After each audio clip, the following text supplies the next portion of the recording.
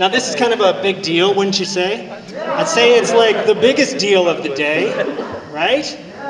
The minute I knew this panel was coming, I thought, you know what? This takes the cake.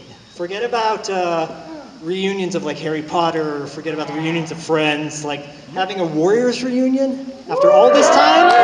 Come on! You gotta be cliche, say, can you dig it? But, you know, can you dig it? Right? Can you dig it? I want to give you guys the opportunity to ask them as many questions as you have, but really quick, my name is Zack Schaefer. I run a podcast called $2 Late Fee and Podcasting After Dark, and I've talked extensively on both shows about my love of the Warriors. First movie I ever saw when I was a kid, from beginning to end. Probably shouldn't have, now that I look back and I have a 7-year-old son. Probably not the movie I'd show him at 7, but you know, it's my Star Wars. I've seen it more than I can think how many times I've seen it. But I'm going to go down the row and introduce everybody, and you can give them a big round of applause, right? So I'm going to start with Cropsy, aka Joel Weiss, second in command to the Rogues, putting up with Luther, who, by the way, has a birthday today. Yeah, it's David Patrick Kelly's birthday. Fun fact, if you guys are interested. But yes, Joel Weiss, Cropsy. Going down the road. You can make some more noise than that. The Fox, Thomas G. Waits. Make some noise for Thomas G. Waits. I mean, it's an honor. It's an honor to have him. Swan? Michael Beck. And no doubt Co-Cheese, David Harris. And then this guy has the distinction of being in 2 gangs at the same time, right? Rob Ryder was in the Baseball Furies and the Punks. Make some noise. So just to point out the fact that, you know, Rob had the makeup on in one scene, obviously you couldn't tell in the other. So, you know, it's like Paul Stanley with the makeup on and then he takes it off and you're like, it's a totally different person.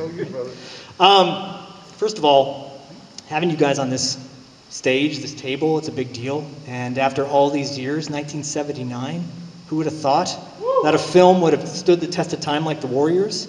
I just want to go down really quick and maybe share like opening thoughts you have of the impact the movie has had on you as just an actor, as a person. You want to start with Joel? Want to start? Well, you can take the microphone too. You might have to turn it on. Hi, how you doing? Hello, how you doing? Impact on me. I was just starting out as an actor. I did a lot of student films and stuff. And then I broke into Walter Hill's office and it changed my life. I did have to read for the film, and I read for it and I got the part. And who knew the movie would last this long and change my... I got other movies from this movie, not even reading from it, reading for the movie. They would just want to be part of the Warrior world. So it was a great, great deal for me. I'll never forget it. I'll never forget it. But every time I work, I'll never forget that either. Next. Thomas. Yes, I didn't get movies because of this movie. People went, no, we don't want to work with him. No, that's the impact it had on my life. No, it actually was quite interesting and controversial because I remember walking through Central Park and the Warriors had become a big thing and I'd been fired from it and that was big news. And then like an idiot, I took my name off of the credits, which is indelible. Like that's done, you can't go back in and put your name back on. It's sealed. And it really made the people at Paramount very angry, and Walter Hill very angry with me. It was such an immature, childish thing to do, you know. But anyway, the impact that the film had on me was, you know, I thought, oh my God, you know, I've blown it. No one's ever going to want to work with me. And then I was lucky enough to walk into break into Al Pacino's office, and That changed my life forever. And I auditioned with Al, and they do diligence, right? They check up on you, and this dude just got fired from a movie, and you want to hire him and invest X amount of thousands of dollars in him, and so forth. So they called my agent, the great and wonderful Jeff Hunter, who's no longer with us. Great agent. And Jeff vouched for me. He said, no, he's a good guy, and he's learned a lot from having been fired, and he's straightened himself up from it. And then, so it didn't dampen my career as much as it probably should have. I kind of dodged a bullet a little bit, and I'm still trying to turn it around and make it work for me. Teach other people. Don't be an idiot. When you're on a set, respect your director. Don't be difficult. Say yes. Learn how to say yes. That's good advice in general, Yep. I'd say, right? Yeah. And here you are. I think we could put some, they can add scenes to movies. Why can't they add your name now in a revised edition of the... Maybe I'm the one that should have been the preacher. Michael Beck. I think that the deepest, most meaningful thing for me that has transpired from doing The Warriors is these guys sitting right here that I am friends with 43 years later. And we have a deep friendship that has gone on throughout the years. And that's not always how it happens in show business. In fact, rarely do you're like buds on the set, and you might have dinner or something once after the movie's over and never see each other again unless you work on something else. But that's not been the case here. David has introduced me to my wife. They went to drama school together. Carrie and I are godparents to his daughter, and he was godfather to our daughter. So that's deep. Terry, who's not with us, is, one of my closest friends. Thomas, James, it's just been amazing, And part of what has helped that relationship is all of you guys who have made, and the generations before you who have made this a cult movie, that you come to these conventions and we get to come and meet all of you, but we get to hang out with each other, which we weren't doing until these things came, into existence. So, I'm grateful to all of you guys, but that's the most meaningful thing. Career thing, sure, it opened the doors for me, but it's really the deeper thing of I got friends here, man. It's like a big old virtual hug fest going on. I love that. David, how about you? David Harris, Cochise. How do you embellish on what Michael just said so beautifully and so eloquently? I have a bunch of beautiful brothers and a beautiful sister, Deborah von Mercy. I was blessed to work with these amazing actors and actresses.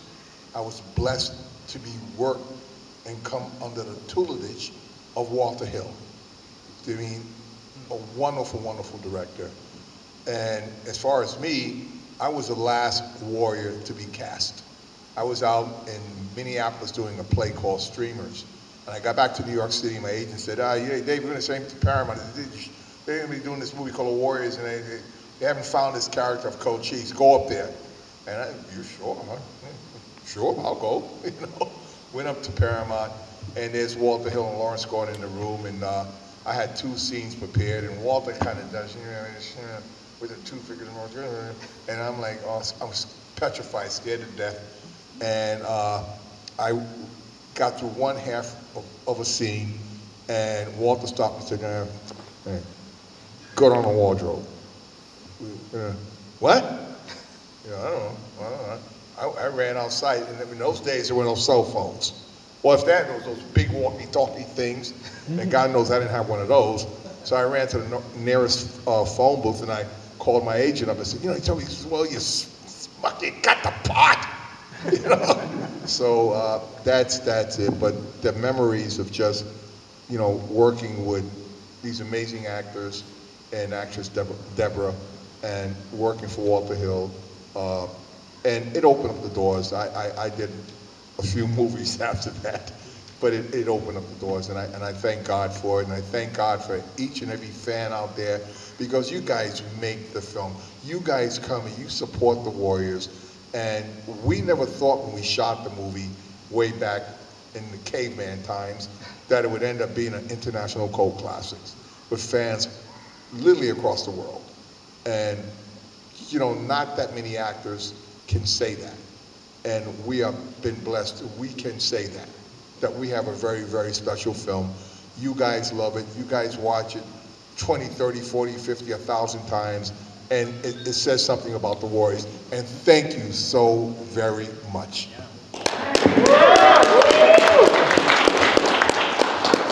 Rob, Ryder, I feel like, by the way, we're bookended by a couple gangs here, and the Warriors in the middle. I hope no fights break out in between. Just everybody be cool. Just be cool.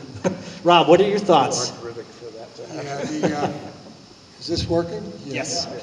The Warriors changed my life in an interesting way. I was living in New York. I was writing mostly. I fell into production work in the movies. Warriors was my third movie. I got bumped up from PA to location scout. And I was running around all 4 boroughs, not 5, just looking for all the crazy places where we were going to be shooting these scenes. And then a stuntman got hurt.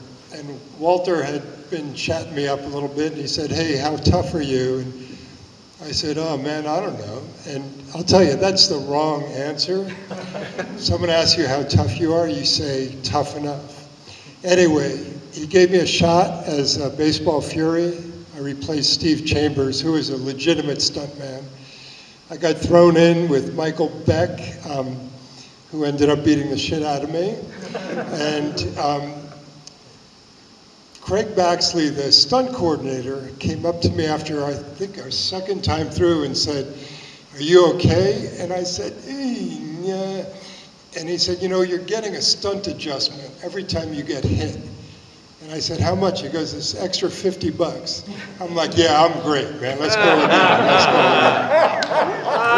So, anyway, I got through that. I was made a punk.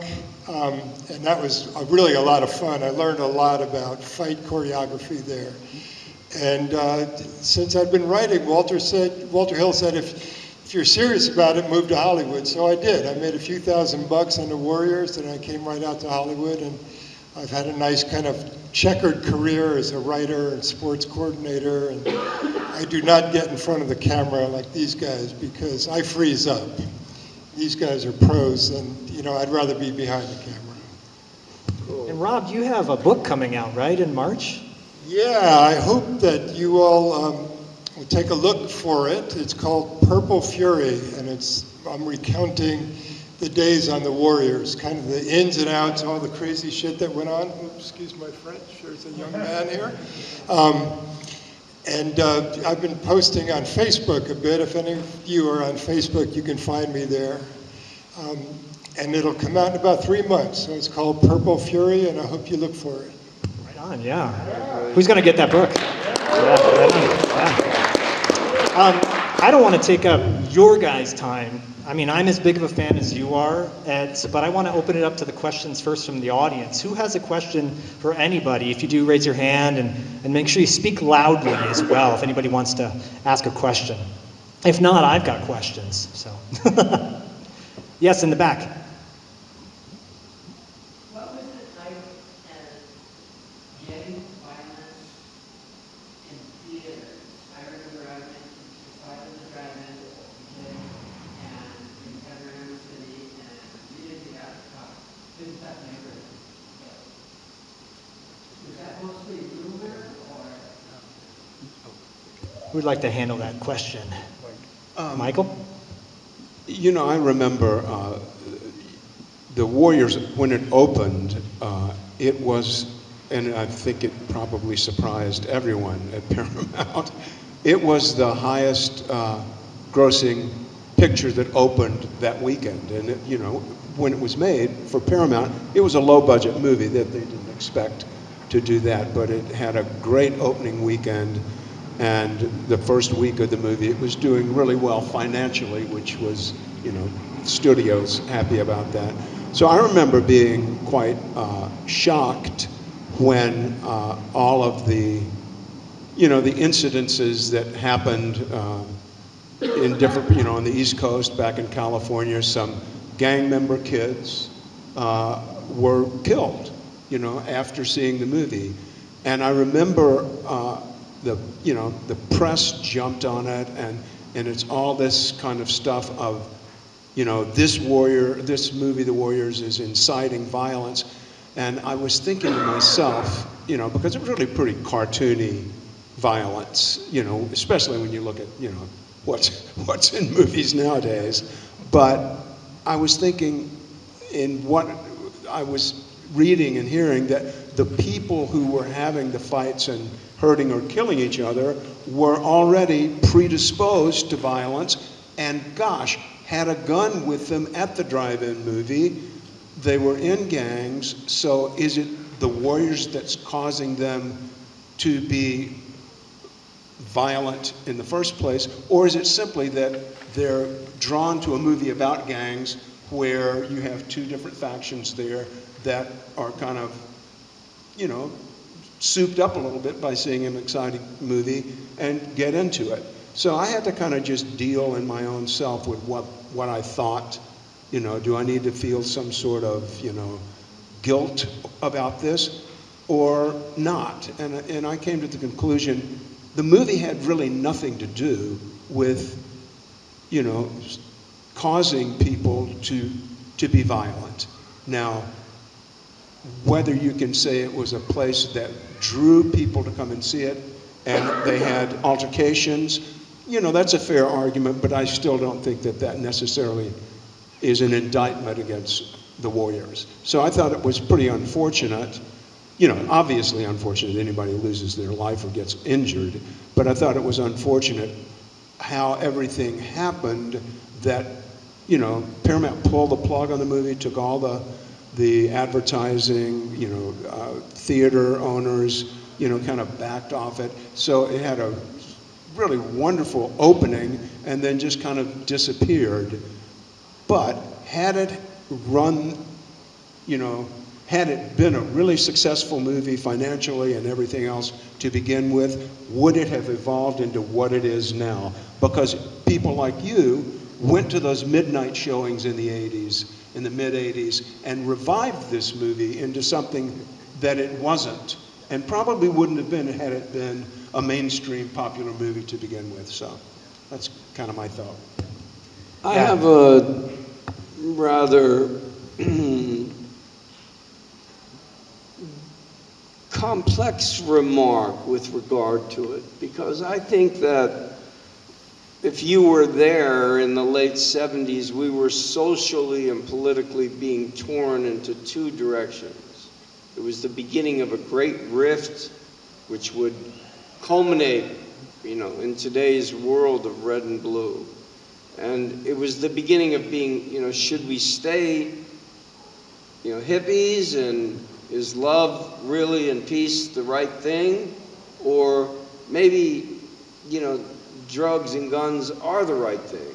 It's even in The Godfather, should they get involved in drugs? And this is, of course, right after that. And I think it was part of, my concern about the movie was that it was going to be too violent. And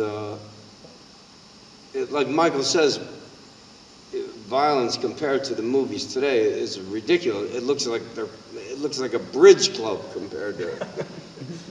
But what is important in point of fact, I think, is that the director had a vision of how this violence would almost in a balletic fashion, with its stylization, make a comment on violence.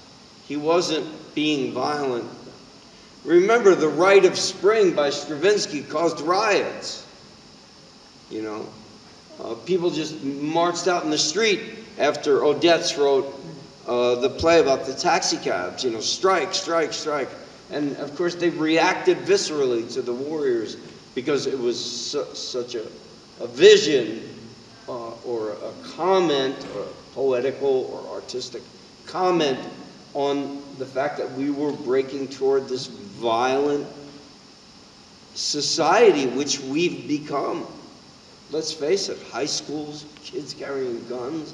I mean, what the fuck? You know, when I went to high school, you know, they bent you over and beat your ass with a board. Never mind carrying a gun. You know, you were too afraid. But that's all gone now. You know, we've changed so much as a society, and I think that when we ask questions about, well, the effect that the Warriors had upon, you know, I'm sure it was difficult for them, but they made out in the long run, didn't they? Right. It's a really, first of all, great question and a really good point. And you think about the glorification, it wasn't a glorification, it was more of a reality. You know, if you think about the way a lot of movies are, they want you to get up and do those things that you saw in the movie because it looks cool. This wasn't cool, this was like necessity. You guys had to survive, you had to make it back home, and in order to get back home, you had to get in these battles with everybody. It just felt more necessary and relevant, you know, so yeah. And we're not talking about the Wanderers 40 years later, not to besmirch that film at all, but the Warriors, the test of time, 30 plus years later, 40 plus years later, right? It's a beautiful thing, so yeah. Yes?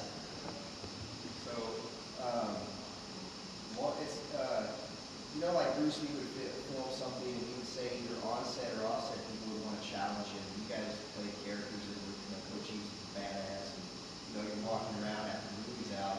Did either of you have any fun stories of, like, fans taking it a little too far? Or even just in jest, you know, want to, you know, tussle with you guys a little bit after that, you know, the movie's out. Like, oh my gosh, it's you. I stayed away from trains for a while. Yeah, there was a, you know,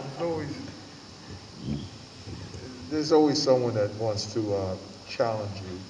They, you know, well, you know, my character, Coach East, or you know, James Remar character, Ajax, which is really badass.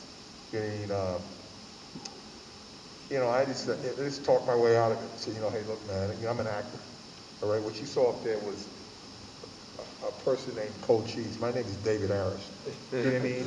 So what you saw up there in here. You know what I mean? So let's you know, peace, man. You know what I mean?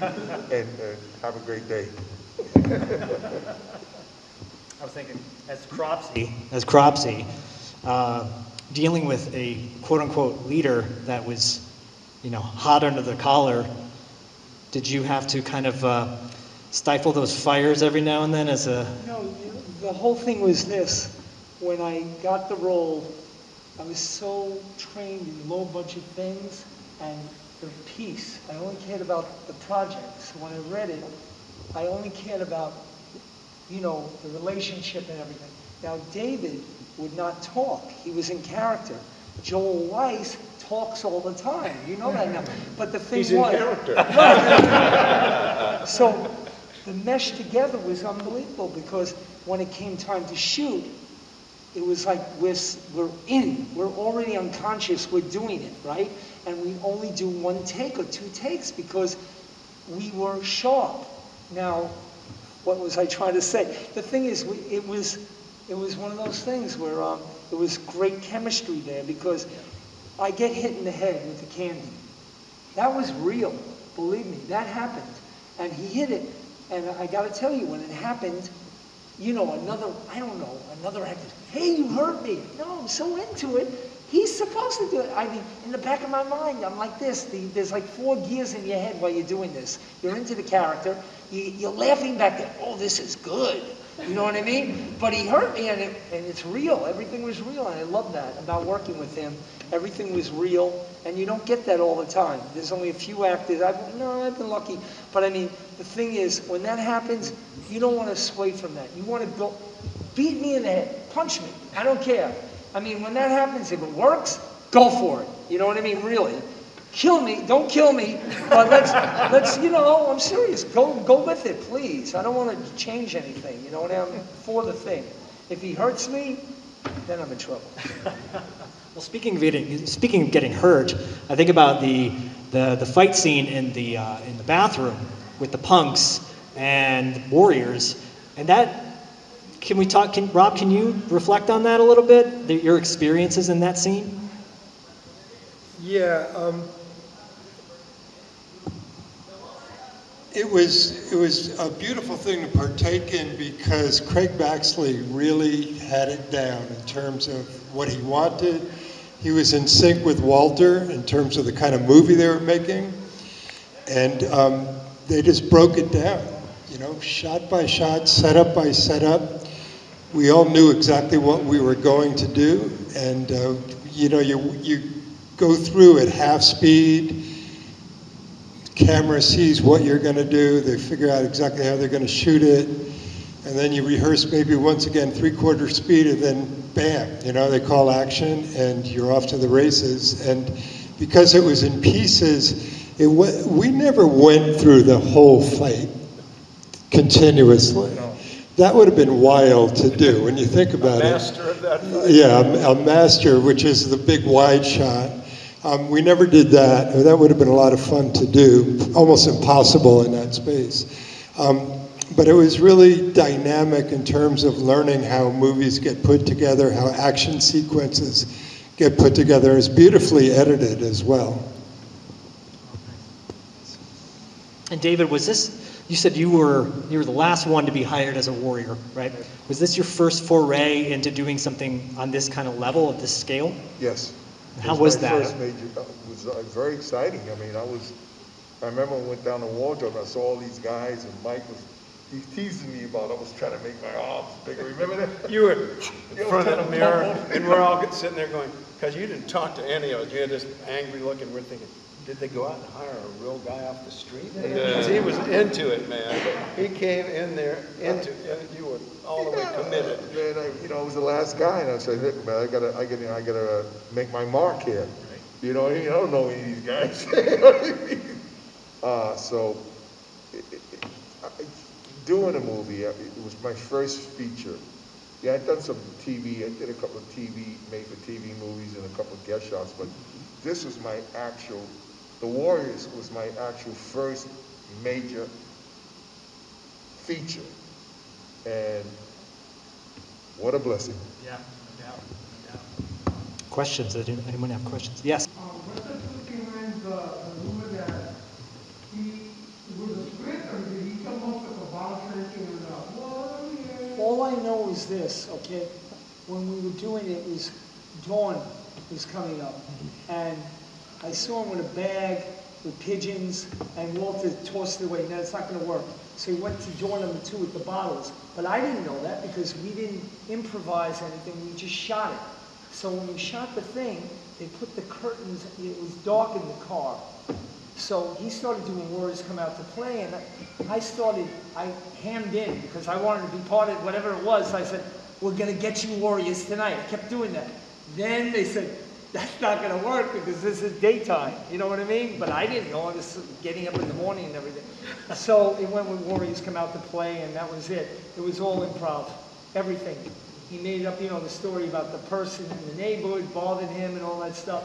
But all I know is he came up with that, surprised me at the moment, and I started to join in. But that's not going to work. It worked better, as you can see in history, the way it was done. And, that's the way it is, Makes me wonder what it would have been like if you had that line in there, too. Oh, well, then it wouldn't be iconic. You know what I mean? Now it's iconic. We get Joel Weiss, we can get you Warriors, we're going to get... Goodbye. I'm cool with having Joel Weiss in it, too. I know, right? but I mean, it works better now. Yeah, it really yeah, does. for sure. It worked perfectly. It was eerie and everything. Yes? I don't know if you guys can answer this question, but do you guys know how many times it took for the film to be finished from beginning to end? Yeah, we started in June. We finished wrapping at the end of October. Yeah. We're supposed to have had a 9-week shoot. We went almost 6 months. There are 3 different versions of this movie, okay? It starts off in the daytime, not at night. And then Paramount twisted, oh, we're going to cut all that stuff. We shot all this stuff in the daytime. That's not in the movie, all right? You start up with Cleon saying, it's still on, and the Warriors are going. That's at night, you know what I mean? But it doesn't start off like that. It starts off in the daytime. We shot a lot of stuff in the daytime, but the powers to be at Paramount and Walter, whatever, whatever, and I'm just a little guy, and you see what you see, but there are maybe two, 3 different versions of this movie. Who's seen the different versions just by a show of hands and, right? Yeah. Any other questions? Yes? Seems like what's great about this film is like the perfect storm of like the casting, the music, the editing, the pacing. I think the pacing really, but speed the underscore with the music too. It seems like obviously the acting, everything, but when you're doing these scenes like running or anything, is it just you guys and then everything's done in post-production and it's just added and it just happened? Because it just seems like it's almost choreographed. That is correct. It's all done in post-production. Yeah. We just run. Are we done yet? Nope, you gotta run again. And it was an arduous, summer because there was a lot of running. And, of the hour and a half of running that we did, they probably only used, 5 minutes of it. But we still had to do it and keep doing it, remember? Oh, yeah. I mean, it was intense because Michael and I were the fastest. And I would beat him every time except once. And that's the shot that they used in the movie. Come on. That's the God's truth. You're still a runner now, though, right? I mean, you still, like that, well, did you say you're... I run, but, old ladies with, wheelchairs can go faster than me. Ah, come on. Yeah. Did the Warriors start your cardio career? I can only imagine. You guys maybe cardiovascularly. But we were in good shape. Yeah.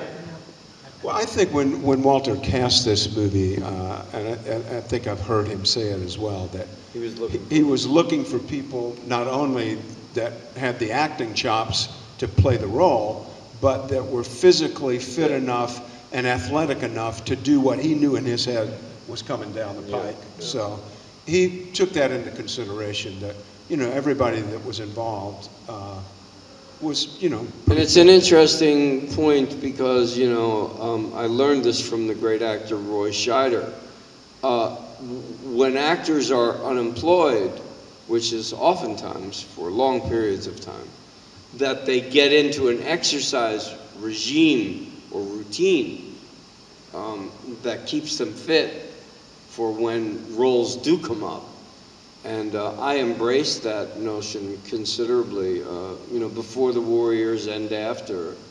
And I think it's one of the reasons why I got cast anyway. I was in pretty good shape. I could run, 4 or 5 miles a day, pretty fast, And, and I think that one of the things that makes the movie exciting is how fast we are actually running. Yeah. It isn't faking it. It's us fucking running our balls off in the sweltering, stultifying heat, the hottest summer of New York in 20 years, no air conditioning, and we're out there. Okay, it's 4 o'clock in the morning. One more time. Let's do it one more time. Oh, mother.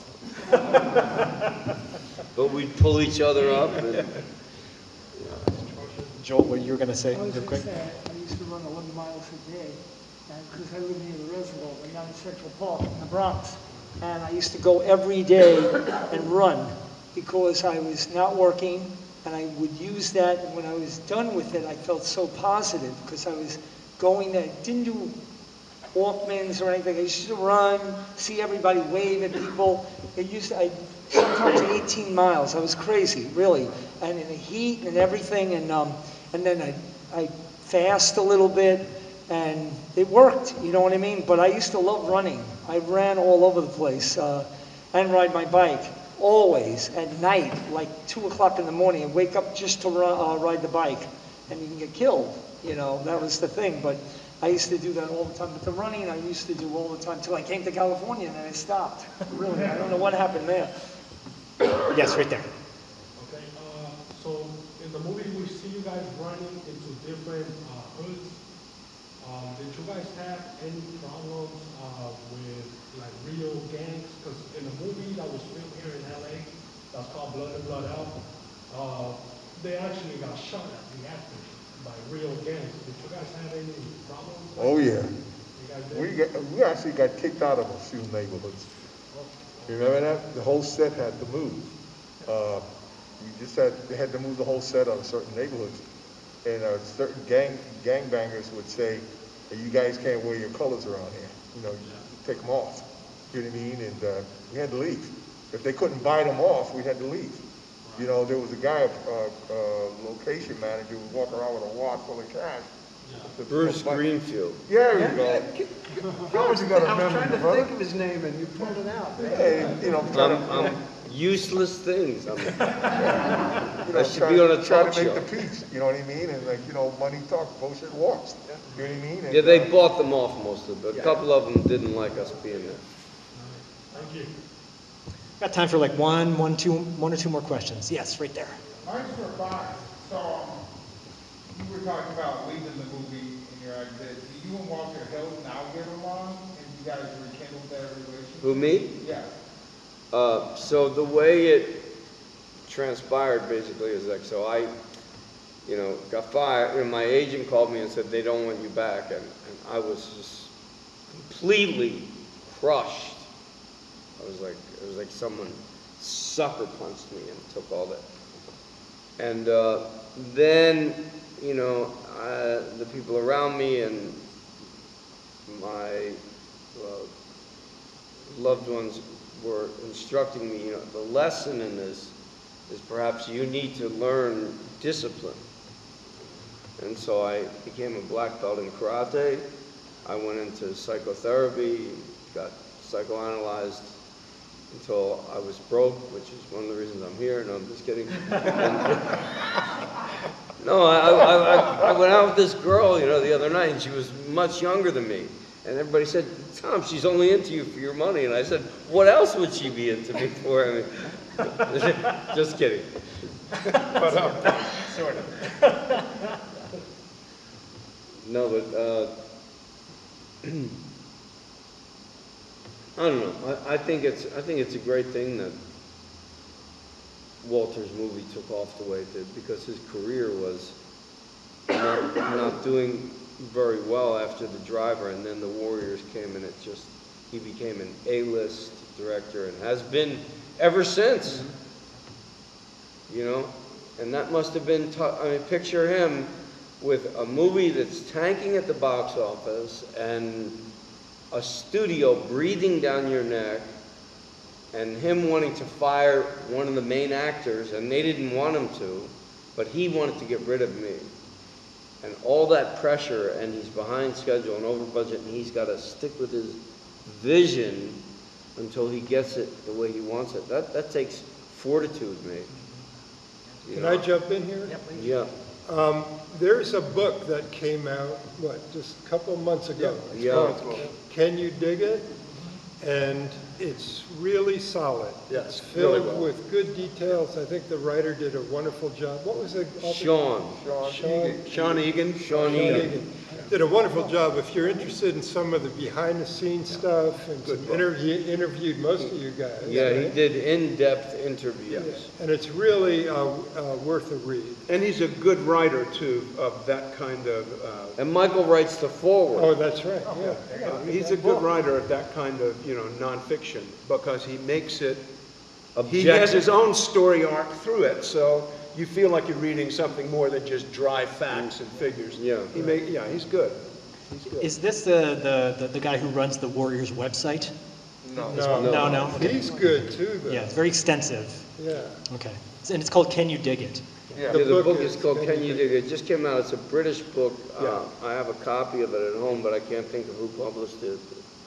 Maybe you can find it on Amazon. You can probably find it on Amazon. Yeah, it's there. Cool. Sean Egan is the author. Can You Dig It is the writer, Nice. and it was published in Britain just a month or so ago, right? You guys?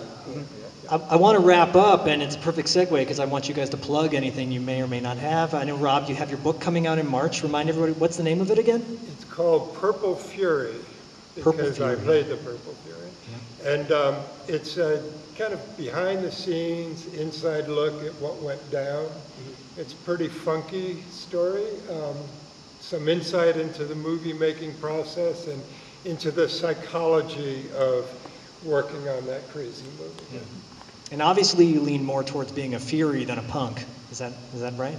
You know, no. Okay. No, the Furies became iconic in some way that everyone turns to that. But, you know, I love the punks. Well, I will say the punks gave the Warriors the hardest battle out of all the gangs. So. Yeah, I'd say that. Yeah.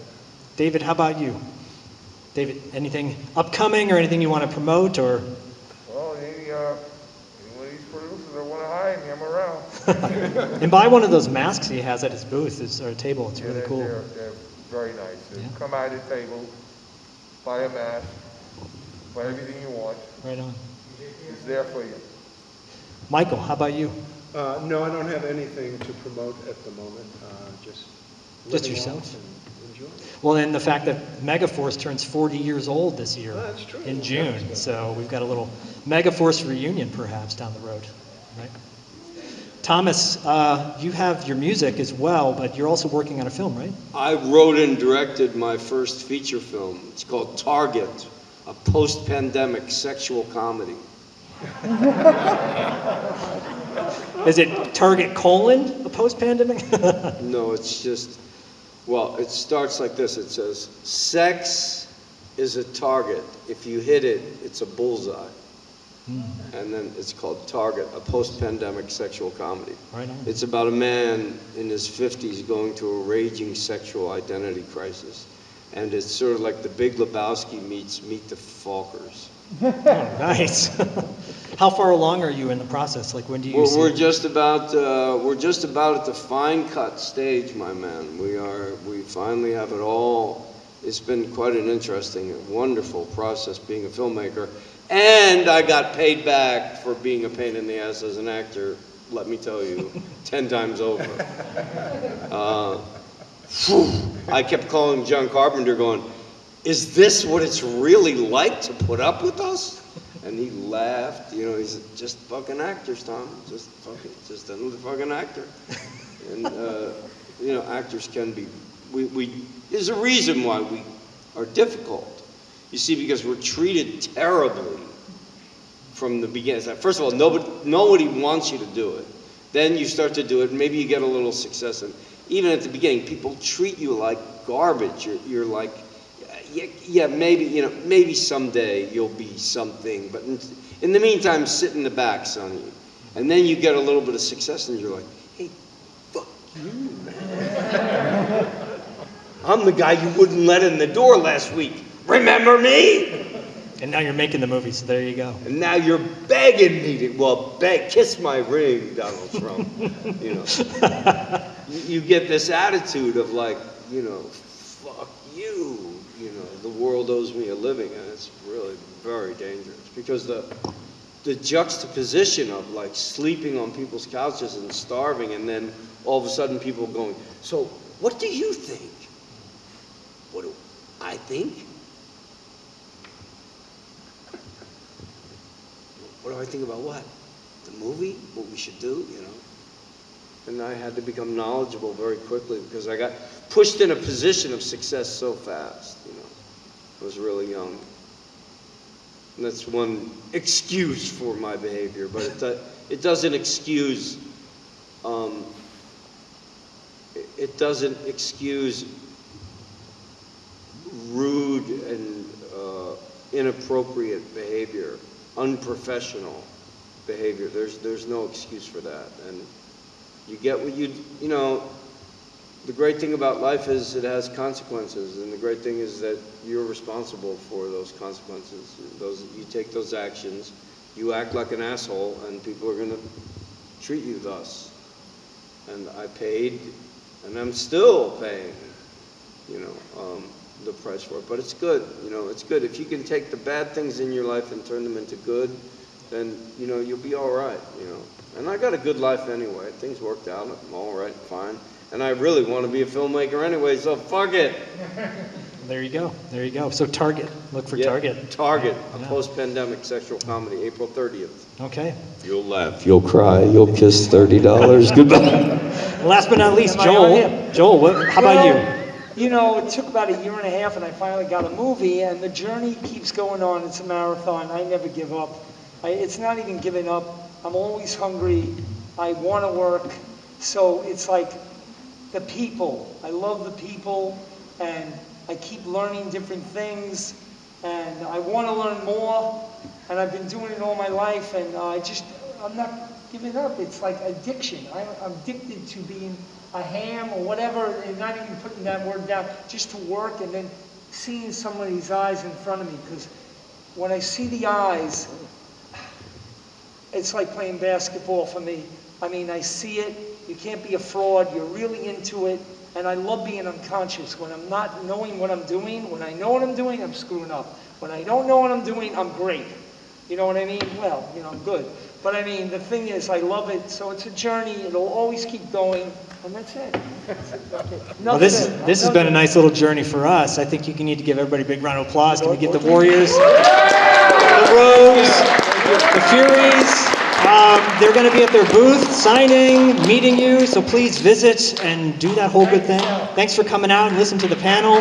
And if there are any single females in the vicinity, there you go. Say 1,000 miles, I'm available.